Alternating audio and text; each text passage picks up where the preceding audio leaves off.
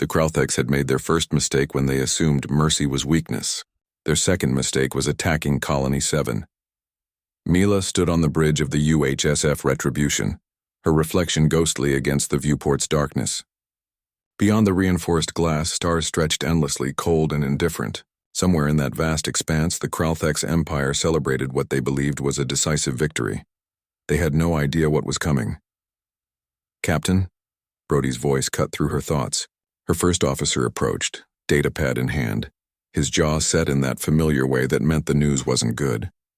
Final casualty count from Colony 7 just came in.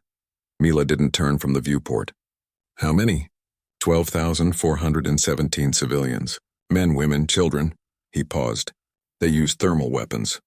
The colony didn't have military installations, no defensive capabilities. It was a farming settlement. 12,000 souls erased because humanity had refused the Kralthex Emperor's demand for unconditional surrender. The alien empire had expected humans to fold, to beg, to negotiate. They had studied Earth's history, seen the peace treaties, the humanitarian aid, the endless diplomatic channels humanity always tried first. They had mistaken patience for cowardice. "And the message from the Kralthex High Command?" Mila asked. Brody's expression darkened. "They're calling it a proportional response to our refusal. They've given us 72 hours to surrender all human-controlled systems, or they'll..." He swallowed hard. "They'll repeat Colony 7 across every outer settlement."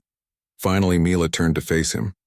Her eyes, once warm and expressive, now held something the Kralthex had never encountered in their 3-century reign across the galaxy.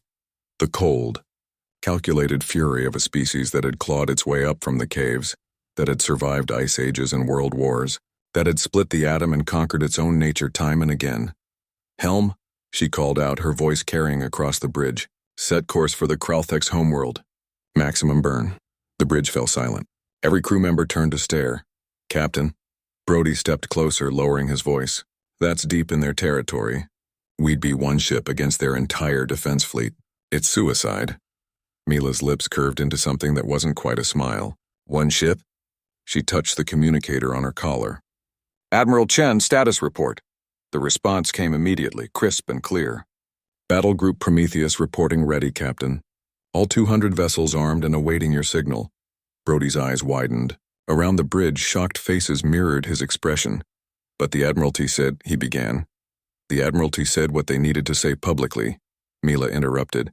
"While the Kralthex were congratulating themselves on Colony 7, humanity was mobilizing every warship, every carrier, every destroyer we've built in the last 50 years.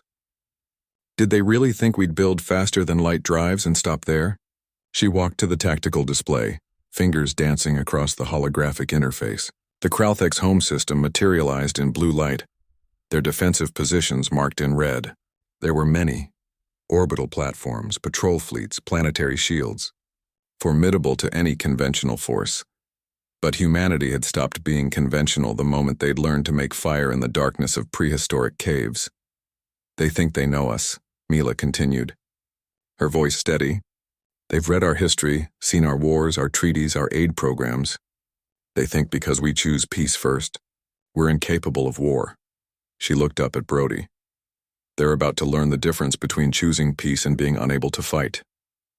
Brody studied her face, then slowly nodded. "What are your orders, Captain?" "We're going to give them the message they asked for," Mila said. "But we're going to write it in a language they'll understand. A language that will echo across every star system they control, that every species they've subjugated will see and remember." She pulled up the fleet formation, showing Brody the attack vectors. His tactical mind immediately grasped the strategy. The feints, the real strikes. The systematic dismantling of every military asset the Kralthex possessed. "We're not just attacking their homeworld," he breathed. "We're hitting every military installation simultaneously across 17 systems. Coordinated to the second," Mila confirmed. "Humanity didn't build the largest fleet in known space by accident, Brody. We built it because we hoped we'd never need it. But if we needed it..." She met his eyes. "We'd make sure it counted." The tactical officer called out, "Captain, long-range scans show Kralthex vessels maintaining standard patrol patterns. They have no idea we're coming." Mila nodded. The Kralthex had grown complacent in their power, used to species that surrendered or died. They had never encountered a species that did neither, that instead adapted, evolved, and struck back with precision and overwhelming force. "Open a channel," Mila commanded. "All frequencies wideband broadcast. I want every ship in Kralthek space to hear this." The communications officer worked quickly. "Channel open, Captain." Mila straightened, her voice clear and unwavering. "This is Captain Mila Volkov of the United Human Space Forces. 72 hours ago, the Kralthek's Empire murdered 12,417 human civilians in an unprovoked attack on Colony 7. You called it a message. You called it proportional. You thought we would beg for mercy." She paused, letting the silence stretch. "You were wrong. Humanity doesn't beg. When pushed to war, we don't negotiate. We don't forgive. We don't forget. For every civilian you murdered, for every child who died screaming in your thermal bombardment, we are bringing fire. Not the merciful fire of quick destruction. The fire that burns away everything you've built. That reduces your military to ash. That leaves you defenseless before every species you've oppressed." Mila leaned forward, her words deliberate. "We gave you peace as a gift. You returned it with blood. So now witness what humanity becomes when peace is no longer an option. This is our message to you, Kralthex, and we're writing it in fire." She cut the channel. "All ships," she commanded. "Jump in 30 seconds. Target packages Alpha through Zeta. Execute Operation Prometheus." Around her, the bridge crew moved with practiced efficiency. Brody stood at her side, his earlier doubt replaced with grim determination. "They'll never see us as merciful again," he said quietly. Mila watched the jump timer count down. "No, but they'll never mistake our mercy for weakness again either. Every species in this galaxy will know. Humanity always offers the olive branch first. But if you burn that branch," the timer hit 0. Space folded around them. "We bring the fire."